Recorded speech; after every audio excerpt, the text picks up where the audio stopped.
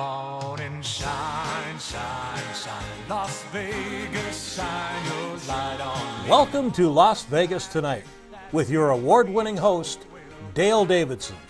Dale interviews fascinating guests from top-ranked celebrities to people just like you who have an important story to tell. For more than 15 years, Dale is broadcast every week from the fabulous Las Vegas Strip. He finds the people who really make Las Vegas a one-of-a-kind city and lets the world know just what's happening in this remarkable town. You'll discover why 50 million people visit the entertainment capital of the world every year. Stay tuned for another exciting episode of Las Vegas Tonight. Welcome to Las Vegas Tonight. I'm your host, Dale Davidson. Thank you for tuning in. You're going to be doubly glad you did. We've got two very talented men, Ben Litvinoff and Raphael Ben, and they're both musicians. They're both singers. They're both extremely talented, and we're going to have them on one at a time and then together. So you picked the right time to tune in. This is Ben Litvinoff. Ben? Hello, sir. Thanks for coming on the show. Thanks for having me. As always, wardrobe is perfect. Oh, well, whatever works. You have more clothes than anybody I've ever met. I know, it's a cry for help. And cars, I think, too. More cars than anyone. Yeah, I've scaled down quite a bit over the years. So. Did you get rid of the Rolls Royce? Yeah, I sold it after having it 42 years. Wow. And so, but it was time. Wow. It was getting tired, and so am I. So yeah, a lot of that going around. And retirement is around the corner, so I need to start liquidating a few toys. And yeah. So I still got 4 vehicles, and that's plenty still. That's plenty. So I got a few more things my wife can make me get rid of. There you go. Let's talk about the good old days in Vegas. You've been here a long time. Yeah. Did you grow up here? Well, I came here in 1967 as an 11-year-old. Wow. And so it's been most of my life. So graduated high school here and met my wife at a little Baptist church, and we got married the year I graduated high school. Wow. And in 74, that was our first date, my senior prom. Oh, that's nice. So it's been almost 48 years, and so we've been very blessed. We've survived through all the gauntlet of life. Oh yeah, and yeah. with 4 Rebecca's beautiful kids, and a great lady. Got a couple of 3 grandkids, and so we got a full life. And you're a piker. I've got 10 grandkids. Oh, you got me beat. And I tell people I'm not Catholic or a Mormon, so figure out what that's about. Oh my goodness. But I have 4 sons, and they're producing. Yeah, and they're gorgeous grandkids of yours. Thank you. Thank you. It's wonderful. Tell me about Vegas in 1967. It must have been a different I remember city. A lot of desert around everywhere. Yeah. And so it was and going downtown, and a lot of Western, everything seemed more of a Western theme back then still. And but going to some of the lounges and I went to some of the grand openings, like when the MGM Grand first opened back in 73, I think it was. Is that right? Wow. That was amazing. That was a football stadium casino there, and that was and then we were checking out the Mirage when it opened up. And, that was an amazing thing. And that volcano, I had a client, she was from Hawaii, she came to visit, and she said, "Why would they build a hotel next to a volcano?"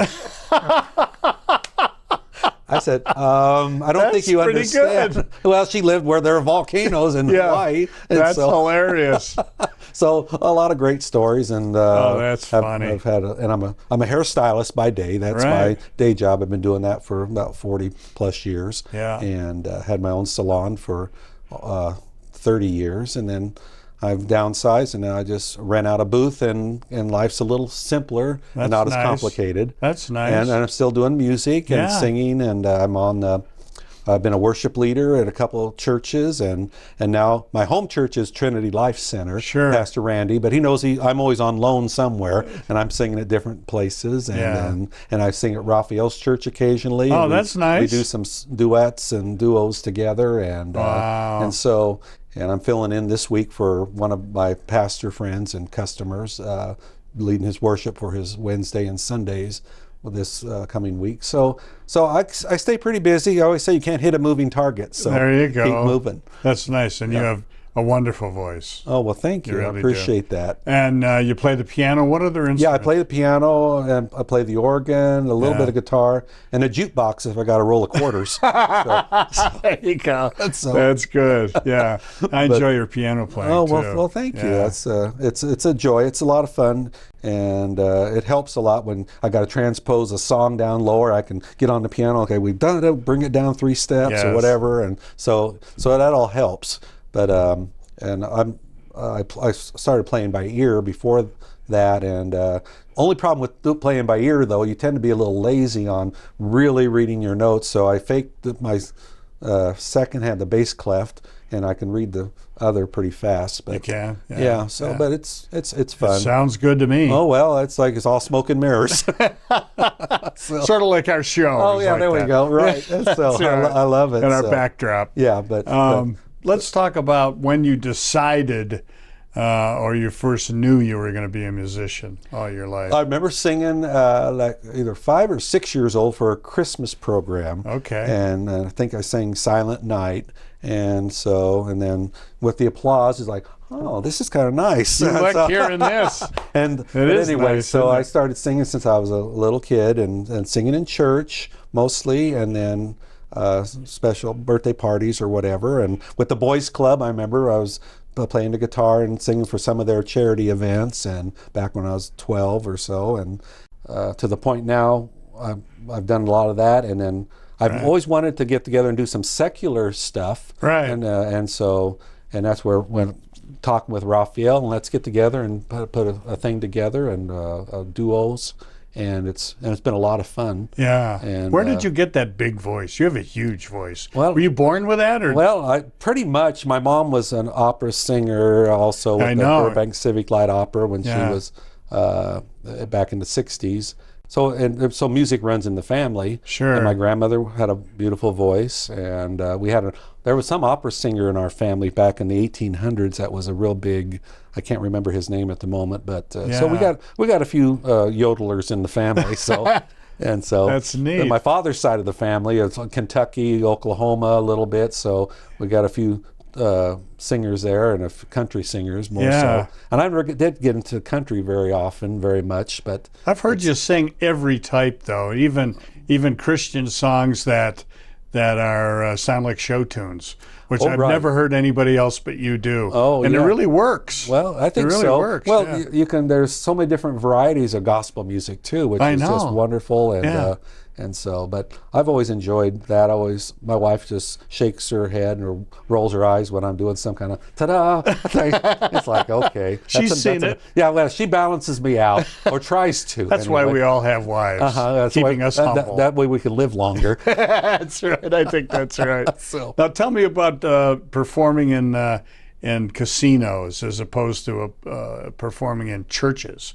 One would think that's a world of difference. Because I did a big Christmas production I put on back in the early 2000s, and we took our Christmas show to like the Sunset Station. We did a 5-night presentation there in the showroom there in the middle of the casino, and people sitting at the bar drinking and watching and hearing the gospel. Because what I would do is the first part of the show was a secular, and we put on different types of Hawaiian Christmas, Ukrainian Christmas. We did Native American Indian Christmas. We did a whole bunch of different types of Christmas at the beginning, and then we go into the traditional, what the whole story of Christ was about. Right. It was called Jesus, the King of Hearts, Christmas in Las Vegas. I remember this. Yeah, it was on their billboard at Sunset Station, and Jesus was just so prominent. I think it was a Christian who typed it all in to put it on the billboard then. Yeah. And so we did that. They're lurking everywhere. So that was a wonderful. We had like 120 people in the cast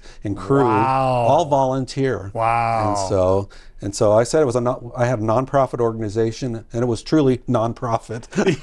Yeah, mine is too. Yeah, right. So, yeah. It's like I have a nonprofit. I didn't intend for it to be that way. But. So that's why I have hair. That's my day job, and all the rest, the music is something I love to do. And, and I'm having even more fun with Raphael and I doing and singing for charitable events and special groups and. So you and Raphael are playing the hotels, though, right? We've done some a little bit, and but we're looking to get in some corporate venues also. And of course, Raphael will be able to tell you all the corporate things and his life story. Yeah, and he talks a lot more than I do, so you better make the segment a little longer for him. Okay, it's a deal. We'll be quiet over there.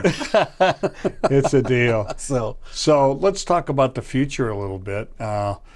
You mentioned retirement. Are you actually thinking about retiring, or do you think you'll be singing forever? I plan on singing until my voice gives out, or I can't, for whatever the Lord. It's in God's hands, and so whatever the Lord allows, and whatever opportunities are still there. So I really don't think retirement is something I would enjoy. When we had the pandemic hit, we shut down the salon for 2 months, and being at home for 2 months is just like. It wasn't something I really enjoyed. No, me neither. I wanted to be out and about, and that's kind of gives me energy when you meet other people and you're out doing things, and so I don't think I'll be retiring, but I'll just maybe some people might want me to retire, but you're too modest. Yes, that's right. You're too modest. Yeah, if people don't realize who I think I am, so. Have you thought? My wife knows. Yeah, there you go. Yeah, there's a lot of that going around. Have you thought about participating in evangelism, or have you done any evangelism? I've done some of that. Well, I was part of the Passion Play of Las Vegas for many years. Tell us about the Passion Play. I was involved in that, and that was a volunteer thing too. Yeah. We did it at the Riviera Hotel, and I played. Barabbas. I played the heavy, because years ago I used to play Jesus at Trinity and hang on the cross, and then I had a lot of people make jokes because I'd be hung on the cross. I'm in a loincloth or something, and I know one church lady says, I didn't recognize you with your clothes on. So I thought, okay.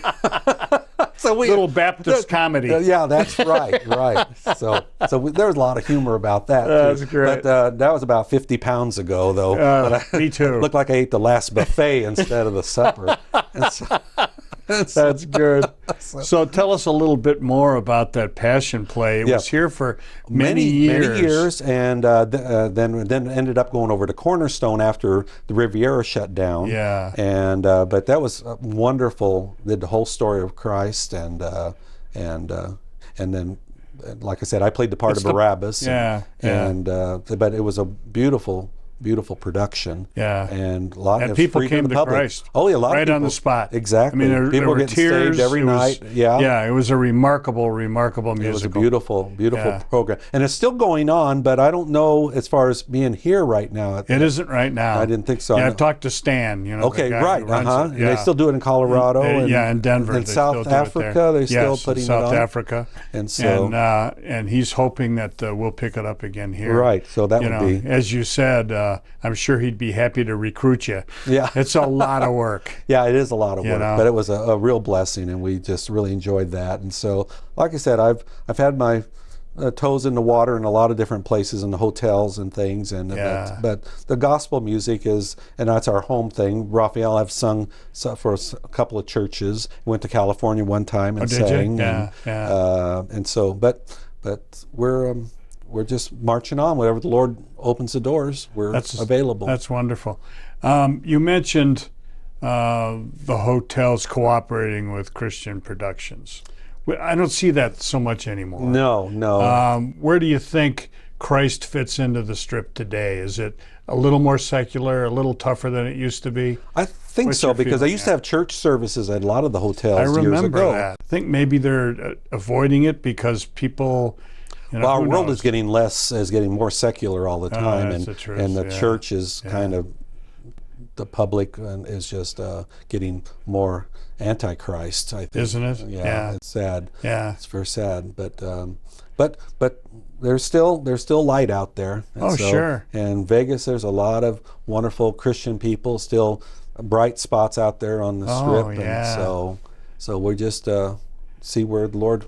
And what you and Raphael are doing, and others who are great performers like you guys and happen to be Christian, I think you're given the opportunity to witness, either on stage or after a show or whatever. Sure. and as you say, you don't want to hide your light. No, that's true. And yours is bright, my friend. Well, it's a couple of times it needs to be polished. So, what a modest, wonderful guy. Thanks for coming on. Thank you. Yeah, we're going to have appreciate it. Both of you on here in a segment. Uh-oh. We're gonna grill Raphael for a little bit. Good. It's his turn. There you go. We'll be back right after this.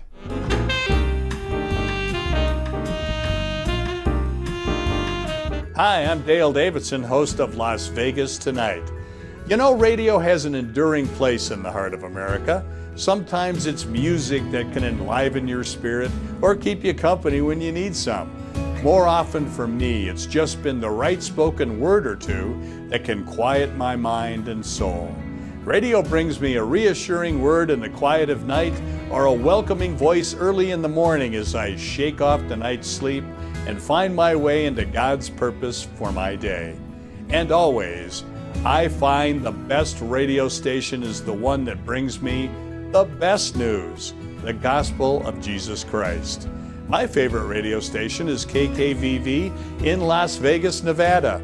It's still right where it's been for years, at 1060 on the AM dial, hovering over Sin City like a gospel airship, broadcasting the good news of the abounding love that Jesus Christ has for every single one of us.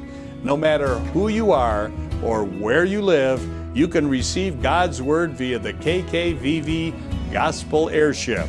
Just go to kkvv.com and click on Listen Live. KKVV is using all the tools that God's provided them, like podcasting and video streaming and video on demand, to produce programs that lift up our fellow believers and save the lost. If you feel a calling to speak to others about Jesus Christ on your very own show, pick up the phone and call the station. They'll be happy to tell you how. Call KKVV today at 702-731-5588 or drop them an email at kkvvradio@hotmail.com. Please join me in becoming part of the KKVV family. You'll be glad you did.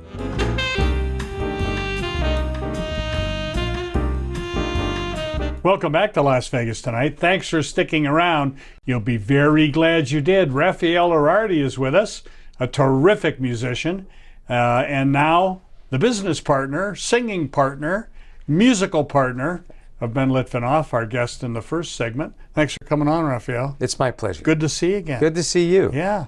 Let's talk about Vegas and Raphael. You've been here a while, but Yes. not as long as Ben, I guess. No, I came here in 1979, believe it or not, to visit a friend who I hired for a show that I helped produce in New York City.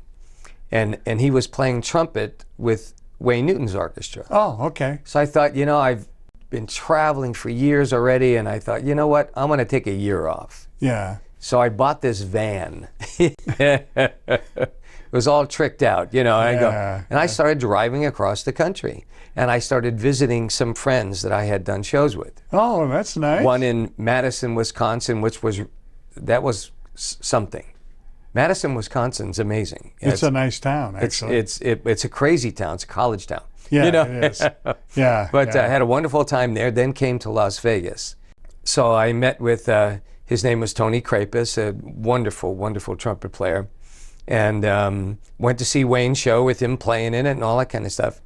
Not realizing that a couple of years later, I would be Wayne's drummer and singer. I remember when that was the case. Yeah. So then I started meeting people. Then I met Sandy Hackett. Oh, sure. Over there at the Buddy's son. Right. Over there at the Sahara showcase that he used to host on Monday nights, where people who just came into town, who had an act or played an instrument or did something, you could get on, do your thing, and people could see you, Yeah. And so we just hit it off for some reason. You and Sandy. And then of course I became his roommate till I could find a place, because I thought, well, I'm going to stay here. Yeah. I'm going to stay here. I like Vegas. And I put this show together with a wonderful singer, Jeannie Marie. I don't know if you remember her. No, I don't. And so we did the showcase. Oh, okay. Put this little group together, and she sang. And then she got an opening act with Rich Little. Wow. And just from that. Just from that. And I thought, boy, this is. So do the open mics, guys. Yeah, this is great. So I get a call, and Rich's people wanted to put this radio commercial together. So we need a 15-second thing, and then we need like a 30-second thing. And so we went in the studio and we did a couple of things and put it together for them on a cassette tape. We remember those. Oh yeah, I remember those. It might have been metal though. It might have been metal tape. Yeah, it could have been. Yeah. No Velmetal tape. So we finished this in the studio, and we were driving back to the rehearsal hall that we were using to rehearse. I was in a school zone up there in North Las Vegas. Right. And so I went and I stopped at the stop sign, and you know, people with flags and all of that, you know, it's a school thing, intersection. Right, yeah. This girl comes by as I went. She come by, hit me broadside at 60 miles an hour. Oh gosh. Broke my neck, crushed the whole left side of my body. And that was a tough one. I'll bet. But I passed away in the ambulance for 8 minutes. I was gone. Lord. And well, that's what happened. You came to Christ because of this. Well, I had already had miraculous things happen to me, even as a child, with rheumatic fever and all of this. I remember that. You know, because they were. And you told me that. Yeah. They said, well, he's not going to make it, kind of thing. You know, I mean, I still wear the scars in my heart valves. There isn't a doctor that listens to my heart that doesn't say, like, that's the worst heart murmur I've ever heard in my life. I said, well, I've had it since I was a kid, you know. And there was at that point a calling. Really? And it was gentle and simple, and all of that, and I could feel it. But I knew at that point that he was going to heal me, and I was going to get back to what I was doing. And that's felt it. That's exactly what happened. Yeah. Well, I heard it. Yeah.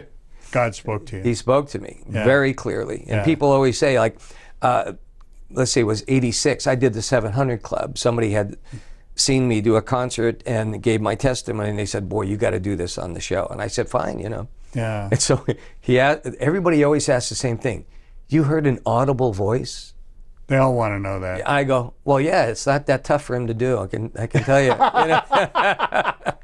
But very few people have heard that voice. Oh, yeah. But it's amazing because there are times when it's audibly already in your head, like you already heard it. Yes, right. But it's in your mind in 2 seconds. Yeah. This whole thing, you know. Yes. What did the Lord say? But you hear it. Yeah. What did He say to you?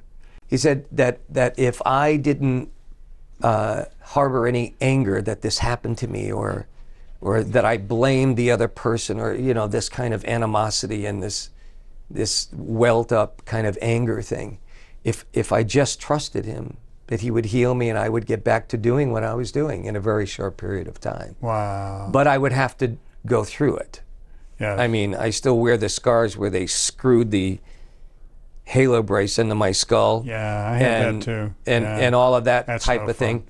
Yeah. But I'll tell you, the broken bones and the stitches and all that stuff, everything healed up miraculously fast. Wow. And I literally was back in the gym working out and doing all that kind of thing. As soon as they took the halo brace off, they put this big thing on me. It's called a Philadelphia collar, I guess they call it. This big thing, you know. Yeah. Well, I wore that to the gym. Everybody thought I was nuts, you know. Yeah, you're going to hurt yourself. You're going to hurt yourself. So I'm going, no, I need to do this. I need to get back. I was, you know. Yeah. And then I went back to my chiropractor once they took that away, and I had the small little spongy collar, you know. Yeah, I started going back to my chiropractor, and they said, "You're nuts. Does he touch your neck?" I go, "Yes, he does." He took X-rays. He did everything, and he was. Yeah, and you know where the bone spurs are or aren't. Exactly, and all that kind of stuff. But I truly believe that the Lord was just leading me through this thing, and like I said, shortly after I started playing again, I got the opportunity to play for Wayne Newton. Well, you physically have to be in really good shape to be a drummer, I would think. And were you ever worried I may never play the drums again because of this accident? No. No. Because God spoke to you. Oh, yeah. No. I mean, I'll tell you what. The experience itself, I didn't, go to heaven and see amazing things or anything like that. I did hear the voice of the Lord, but the thing is that in that split second that I guess expired, where I was in the ambulance, and then Janine was with me in the car. Her injuries were horrendous too, even though she went 1 week later and opened for Rich Little in Lake Tahoe. Amazing. Wow. My show must go on. My parents flew out just to be with her in Lake Tahoe, to be there with her. There was no driver's side of the car left. They came in so fast. And there was no seatbelt law back then, so I didn't have a seatbelt on. Right. Well, the impact was so great, it threw me up into the roof of the car. So the car kept coming in. Oh, it bent the stick shift, broke it, and the stick shift went right through her leg. Oh. In the seat next to me. Oh. That's how the impact, you know. That sounds painful. Oh, and then I ended up on top of everything in the middle. Yeah. Anyway, but hey, God was good. She ended up being okay? Oh yeah, like I said, she had a big hole in her leg, which they did what they could. Right. They literally brought her to the back of the stage. My parents were amazing telling me this story. They wheeled her to the back of the stage. She stood up, and the orchestra started playing, all that kind of stuff. And they said, Janine Marie, and she went out. No, she went out there, and she did the show like nothing ever happened. Wow. But then at the end of the show, she hobbled back over the set. It's just the way God does things. I mean, it's amazing. The show must go on. That's the ultimate story of the show must go on. And then, but the thing is even before I got with Wayne, I met this guy, and just when it turned 1980, after I kind of healed up from the accident, I met this guy, Danny Gans. Right. And we hit it off, boy. We just, a terrific impressionist. Oh, singer, amazing talent. Yeah, ridiculous. Yeah. The most talented person, not only that I've ever met, who's ever lived on the planet. Yeah, he was incredible. And we just became the best of friends. And we kept promising each other that no matter what we're going to do a show together. Yeah. And so even when I was with Wayne, when I had a day off or something, I would shoot down to LA, and we'd sit and we'd talk and we'd plan, work on what the show looks like. What the show was going to be like. And he was doing some corporate shows at the time. And he was on that sitcom at the time, that Open House. Okay, yeah. And and doing all these different things and everything. And then finally, in, what was it, 86, I started doing some corporate shows with him. But we would use this big band, all this kind of stuff. And I told him, I said, we could use a much smaller group of people, like literally 3 people on stage behind you, and it would sound like an orchestra. Right. So we got together, we put the technology together, the musicians together, and that's what we did. And we never changed it. The only thing we changed is we added people, but we still kept the basic part of the show and the tracks that we created, because nobody was doing that. When you say added people, different people for him to impersonate? No. Different people in the show. Oh, yeah, we added a horn section, and then a Okay. percussionist and that kind of thing. Oh, I see. Okay. But the thing was that there were a lot of fans of the show, and I remember David Foster used to come in all the time. Oh, yeah, sure. With whoever he was married with at the time. And she was pretty. Oh yeah, whoever Doesn't matter. it was. She was pretty. Whoever it was. and I'll never forget talking to him backstage in Danny's dressing room. He goes, "Man, I've seen your show 3 times. I didn't realize you didn't have a bass player." I go, "No, the bass is on the sequence."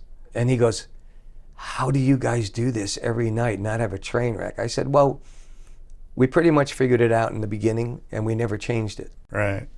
Pretty much. I saw the show multiple times. It was terrific every time. And it was my go-to show when friends came in from out of town. Oh, yeah. I said, you got to see this guy. You're not going to believe him. Yeah. You know, but his skill at mimicry, but also his musicianship was just fantastic. Everything he did, Yeah. he was a perfectionist, obviously, you could tell. Yeah. But he would, if it helped the character, he would get everything down that they did. Not just the voice, but the facial expressions, the way they moved or danced or did something. It was always amazing. But I was telling somebody the other day, I said, you know what? It wasn't just his talent that was his real gift. Yeah. It was his heart. A good Christian man. Good Christian man. We got baptized together 3 weeks after we met. Wow. At a Bible study in a pool after the Bible study, and it was always our tying bind, not just as friends. And it was just short of 30 years that we were friends before he passed. Yeah, that really tore you up. I remember when it happened. It's and still, you and I talked at the time. Yeah, it really when you have a heart link, if you will, with a best friend like that. Yes, it's really very difficult, isn't it? Yeah.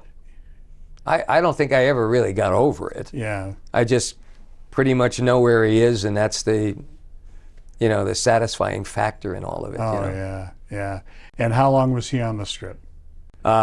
We were here we came from Broadway. We were at the Neil Simon Theater on Broadway. Oh, yeah. All the Vegas people came out. Yeah. And then it was like, oh, we'll give you $400 million if you come to, it was like, but for Danny, he already made his money. Yeah. He was very wealthy. All those corporate gigs. All the corporate stuff. Here's a guy making $100,000 a show. Wow. And unless you saw Open House or a couple of the campy movies he made, you wouldn't know who he was. But in corporate, he was Sinatra. He was the Beatles. I mean, it was amazing. He was huge. And and he was in that baseball movie. Yeah, Bull Durham. That was wonderful. That was I remember wonderful. that. Yeah. Kevin used to come and see the show Kevin all the time. Costner did? Oh. But we were here 13 years altogether. Wow. And every year, and no one else has ever done this, every year he won Entertainer of the Year. Yeah. No one's ever done that. Yeah. That's astonishing. 13 years. Amazing. Yeah. And you'd look up at that billboard, and new people in town didn't know who he was. No. Which is the way he wanted it. That's the way he wanted it. He turned down TV gig after TV gig, didn't he? He wouldn't do a talk show because he wanted people to. He didn't want to give the show away on the talk show. Yeah. Oh, do the impression, do that little bit, do this, and he goes, no, I want people to come to Vegas to come see me. Yeah. And then when he kept winning the Entertainer of the Year, believe me, they were coming. Yeah. We were sold out 3 weeks in advance for at least 10 years. Wow. And one night, Clint Eastwood came. Oh, is that right? And they couldn't even get him into the theater because they already let like 5 to 10 more people than should even be in the room. Yes, because they were celebrities or something like that. And they put chairs, in little places, And they said, we can't put another body in here, Turn Clint Eastwood away. So the next day, Clint calls his the office, and he says, can I get a ticket to see Danny tonight? I mean, come on, So Danny found out about it. He goes, hey, look. Whatever, put him in the front. I don't care. I'll keep him on stage if I have to, So. Oh, that's great. He was very popular with everybody and just a wonderful guy. Oh, man. We're going to need to take another brief break, Raphael, and we're going to come back and see how the two of them work together. We'll be back right after this.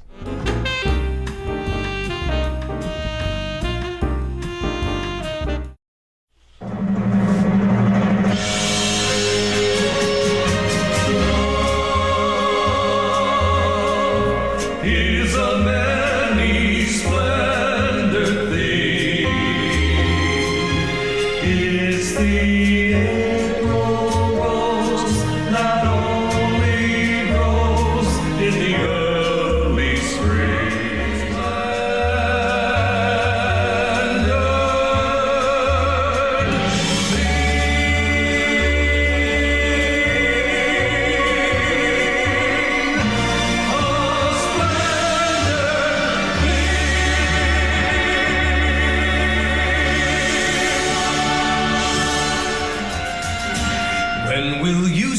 yes to me.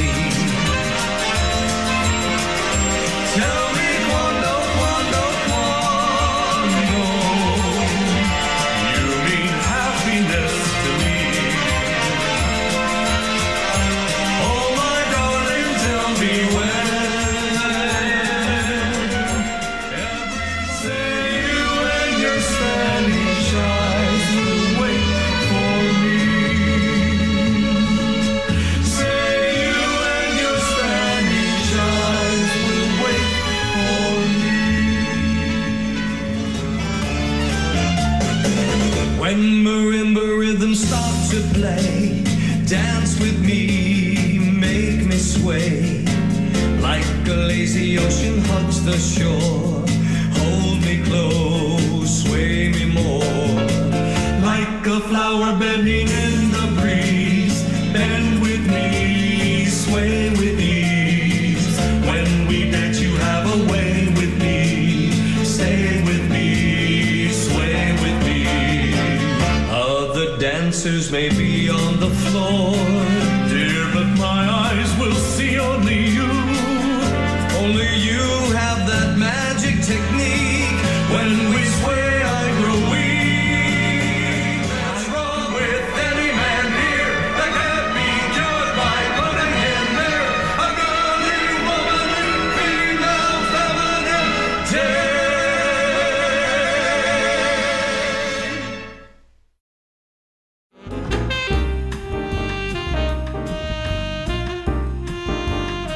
And what a treat it is to have both of these gentlemen on at the same time.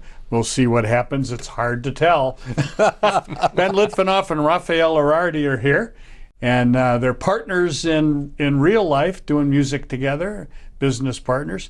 Tell us how that all came about. How'd you guys, you obviously knew each other as musicians. Why did you decide to work together? Well, years ago I started doing a monthly prayer event, the Las Vegas Day of Prayer, Praise, and Patriotism at the hotels. And I would come. And I would have different people from different ministries every month.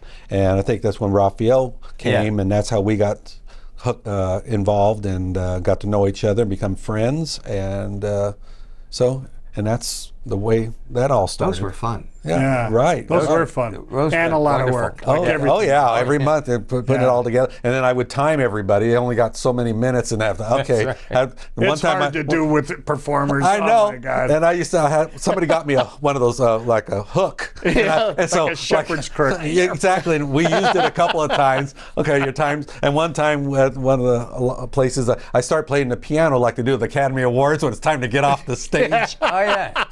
We do that with people. This is a hint.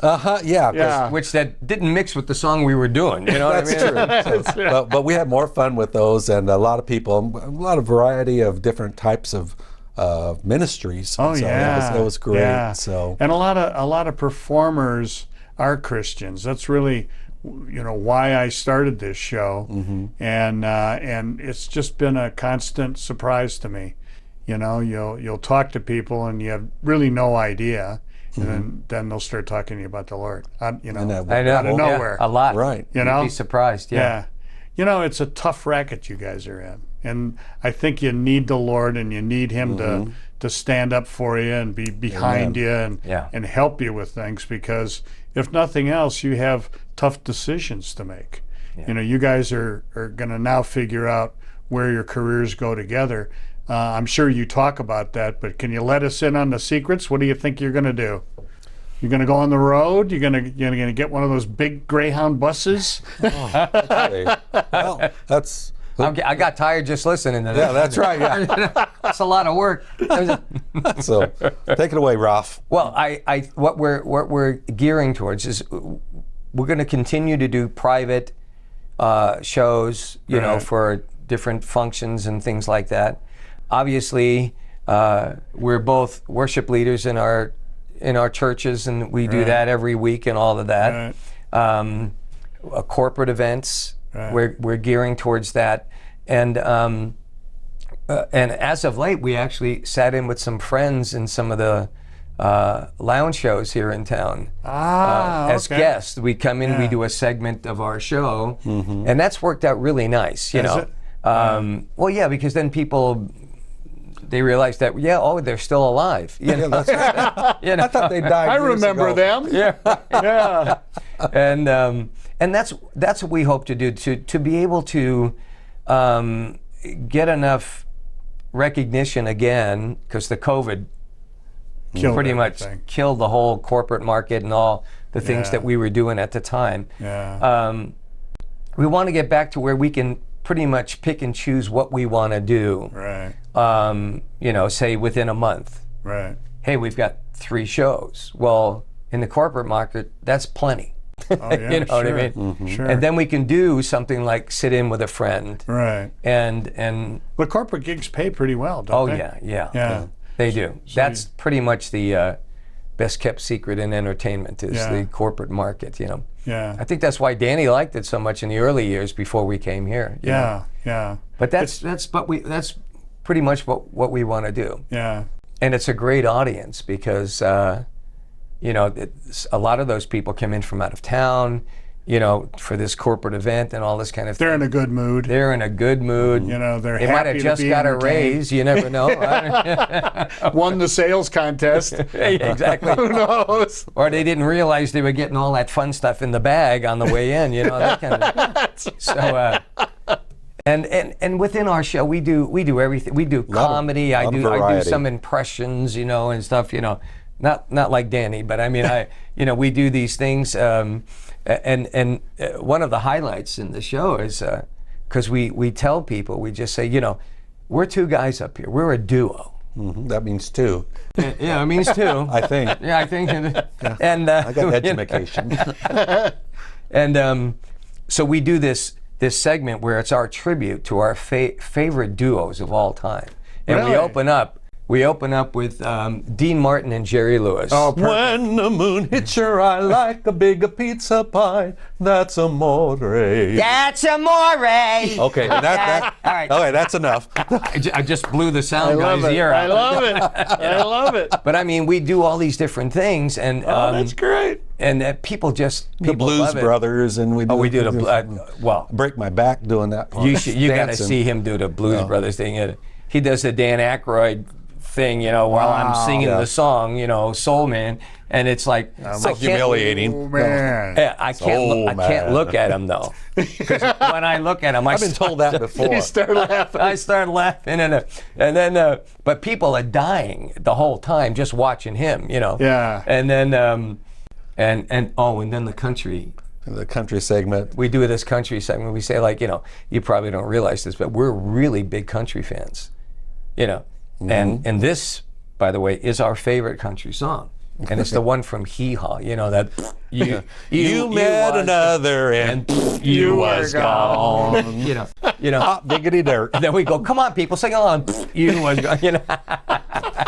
Almost some junior high school humor almost. Yeah, there, right? But you can't believe how many people are into doing that. And they They're all like, oh yeah. And that's just the gals. And the guys kind of, the guys kind of, you know. That's the more hilarious. sophisticated part of the show. That's right. hilarious. But pretty much everything we do in the show has a reason.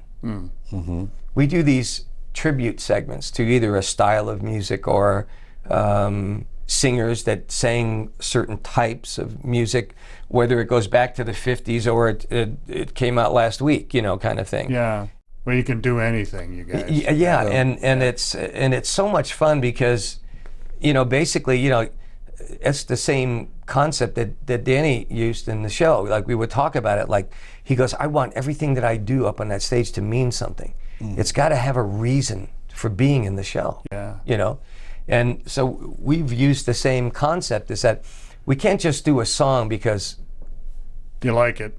we like it or somebody else liked it or something like that. There's a got to be a filler. reason for it. So we found that if we put other like songs together or other singers that sing the same type of stuff, and we put this segment together as a medley, people love that stuff. Yeah. By the time we get to the third person, they're like, I love that song. You know, and they're all singing along, you know, like And all songs that are familiar to people. Oh, definitely. So they can sing along or whatever. Oh yeah, I love that song, but we try not to do too nondescript songs that are like, huh? No. Yeah, that makes because, sense. because that doesn't, why? Yeah. Because you're doing it for them. You're not doing it for yourself. Well, that's one thing that, I've been to a lot of concerts like you guys have too.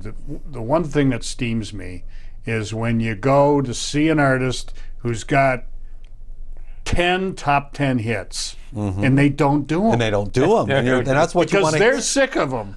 They're sick of them. It's like, hey, I paid my $50. I want to hear the number one hit you That's had. right. That's right. And that's kind of you to do for the audience. Yeah. But it's entertainment. Entertainment value. You've ceased to entertain people when you don't do songs that are immediately recognizable. Yeah. Even if you sound like Pavarotti, who cares? Yeah, that's it's right. like everybody's waiting for you to do that one song. Right, yeah. When is he going to get to that? Yeah. Achy breaky heart. You know what I mean? It's like Which he has to be totally sick of, but I bet you he does it. He better do it. Butter his bread. Oh yeah. That's very interesting what you just said about how you structure a show, because you're obviously a genius at it. There's a beginning and a middle and an end. Sure. Right? Yeah. So what is your objective other than a standing ovation, which you're always hoping to get? Yeah. What is your objective as you get to the end? What do you want them to feel or know, or conclusion you want them to come to? First and foremost is that we're doing it for them and they feel that. I have people say that, you not only did you guys, hit that out of the park, and when you sang that song, you guys, you belted it, you did it, all that kind of stuff. Is that first of all, you can really feel how much you guys enjoy what you do. Yeah. And second of all, you could tell that you were doing it for us. You pull them in with you. You pull them in, and so that's they're the part key. Yeah. I mean, Danny would come out, and some people might have thought it was, why does he do that? He doesn't have to do that. He's entertainer of the year, that kind of mindset. And it's like he would come running out after this little overture in the beginning of the show. Yeah. Excuse me. And they would say, Danny Gans, and he would shoot out and he'd get into the center of the stage and he would go, thank you for being here. That's what he said first. It drew them right to him and they never left. Yeah. From that moment on. Yeah. And we try to, in our own way, come out there and make them feel comfortable with us. That's a respect for the audience. Yeah, and it's like... you guys paid good money and you want to be entertained. Exactly, yeah. Right, Yeah, that's true. Yeah. Thinking about corporate gigs, I've noticed Rich Little and others who will come up with special material just for that audience, which seems to really bring them in. Do you guys do that? Do you do a little research ahead of time? Oh, yeah. What kind of things do you come up with? We went, Make fun of the boss is always good. We went to a 100th anniversary for Eastern Star a couple of years back. Oh, really? And Okay. they wanted some music from the 1918. It was the 2018. So they went from the 100 years. So we came up with a whole 20 segment. Really? Of A music. roaring Roaring 20 20 seconds. segment. When you're They smiling, and went there's- nuts. Oh, they loved it. It was so much fun. It really, and it was amazing They knew all the words. that everybody... Yeah. But they were very You must have recognizable. been a beautiful baby. But they're very recognizable songs, funny, you know? yeah. And, but... 5'2". I mean, all those songs, and I didn't realize that they came out. That came out in 1921. They came out in 1922, and this kind of top 40 hits of 1918 or 20. thing. I know. There were some. Yeah. And everybody bought sheet music then. Exactly. Definitely. Yeah. Yeah. So we have a whole 20 segment if we want We to did go back a whole far. big What a segment great of it, you know? idea. Yeah, well, and then we did a thing for a Jewish event, a birthday party, and we put a thing for Fiddler on the Roof put together. So We did this whole thing, yeah. And that so- was very popular. Oh yeah, and then I told him the story about being born in Williamsburg, Brooklyn, and pretty much you Half of had them all there. of the Jewish people on one side of the street and all the Italians on the other street, on the other side of the street, and you put that stuff together, and it's like, I mean, honestly, it was the most unique thing. Yeah. Wonderful upbringing, and then when we moved to Connecticut, literally in one street alone, there were at least 5 Jewish families that moved there from Williamsburg, Brooklyn. So you knew them. Why? The kids. We didn't know him, but we knew him, if you know what I mean. It was like, oh, yeah, well, we could hang out and tell stories, you know. Wow. But it was wonderful, yeah. That's great. Did either of you guys do ships? Do the ships? We haven't done yet. Yeah. Are you thinking about that? Oh, sure. Yeah. Well, I've sung on ships when I've gone on cruises and stuff for some of the talent shows they would have for the guests, and I've done some of that. But yeah, I love cruises. There's pluses and minuses to that. Sure. Yeah. But you are a star. Especially if it's like, you know. Well, not on a rough night. Yeah, the 30% rolls. Yeah, exactly. Yeah. The curtains are going back and forth on the stage. As long as it doesn't happen at breakfast, you know what I mean? Because the food is good. Yeah, you don't want to lose your meal. So let me ask you a couple of questions about the mechanics of this. Do you guys use tracks for everything, or do you bring an orchestra with you? Well, we depends on the gig, I suppose. Yeah, right now we're using tracks, but we can formulate with some musicians. So you have we've already put that together. We've already got a couple of musicians, because believe it or not, a lot of the people everywhere we go now, they're actually playing to tracks. Like they have at least 3 people on stage. Piano player, drummer, and maybe a guitar player. And then they're playing the tracks. Yeah, fill out the rest, and then you can, which is great. When we sit in, we just bring a flash drive with our show on it. Yeah. What do you want us to do? You know, that kind of thing, and it works out. Yeah, great. and they can jump in and start playing along with our music. That's great. And so that's great. There's some fabulous musicians in this town. Oh, yeah, wonderful. You know, and I just hope and pray they didn't leave. During COVID. I've got a client of mine, he played for Sinatra and all of them. He's up in his late years now. Some of these great musicians been here since the 50s and 60s. I know. And then those were great times. Oh, yeah. You know, and they had the Heidi Harris, you know Heidi. Oh, I know Heidi, yes. She's a good Christian lady, a radio personality. Her dad was the trumpet player at the that's right. I want to say the Riviera Hotel. They had their own orchestra. Yeah. So they played for whoever the headliner was. Right. Yeah. They got hired. You know? And then here are the charts. Yeah. And away they go. You know, but he had been in, you know, Benny Goodman's band. He'd been in Glenn Miller's Relief Band. He'd been in, you know. Yeah, just with all the greats. I miss those days. You know, there's something to be said for tracks, you know, and the perfection of tracks. But there's something about human beings being there. It's really, it's. I hope you guys get a chance to play the Smith Center. What a place. Oh, that'd be wonderful. Yeah. I mean, and we have so many different segments of our show. We can pretty much fit anywhere. Yeah. I mean, we have Lionel Richie stuff, and we have all kinds of different. Lionel Richie, a tribute to women. We got West Side Story somewhere, and different, all kinds of. I have to say, the tribute to women gets them every time. I mean, there's nothing like a dame from nothing like that. South Pacific, and we set it up like this is our tribute to women in song. You know, so.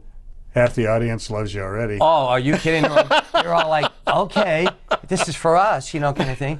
And we do these amazing songs, you know, but it crescendos to a finish in somewhere. Yeah. I mean, we even do Billy Joel in the middle, you know. Right. And Nat King Cole. The More I See You. An hour has ripped by. Wow. That's hard to believe, isn't it? Holy cow. Seemed like 2. No. Oh, yeah. Right. But you guys need to come back. You have an open invitation. Thank you. We'd love to, huh? Yeah. Sure. And we're gonna search around, see if we can find some tape of you guys singing. Okay, and we'll put that on the show. Okay, very good. Raphael Erardi and Ben Litvinoff, RaphaelAndBen.com. So book them. You'll be happy you did. Book them. Book them, Dano. Dano, yeah. That's it. So thanks for coming on, guys. Thank you so much, Dale. And God bless you all. And as I try to remember to say each and every episode of Las Vegas Tonight, when it comes to our Lord and Savior Jesus Christ, please walk with Him. Take care. When the moon hits your eye like a big pizza pie, that's amore. That's amore. When the sun seems to shine like He's had too much wine. That's amore. That's amore. Now we got along, my life was real sunny, but only one thing would ruin our fun. I know you love me, but you worship money, and you got mad when I offered you none. Where, oh, where are you tonight? Why did you leave me here all alone? I searched the world over and I thought I found true love.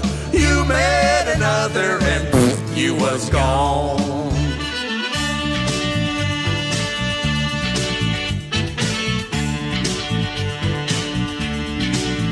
Coming to you on that dusty road. Good loving, I got a truckload.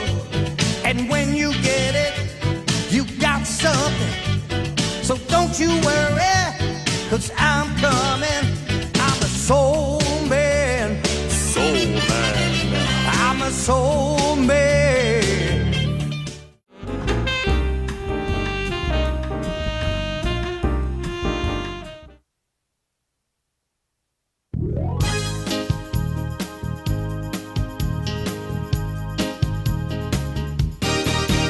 When you've tried all you can to accomplish your plan, there's one thing left to do.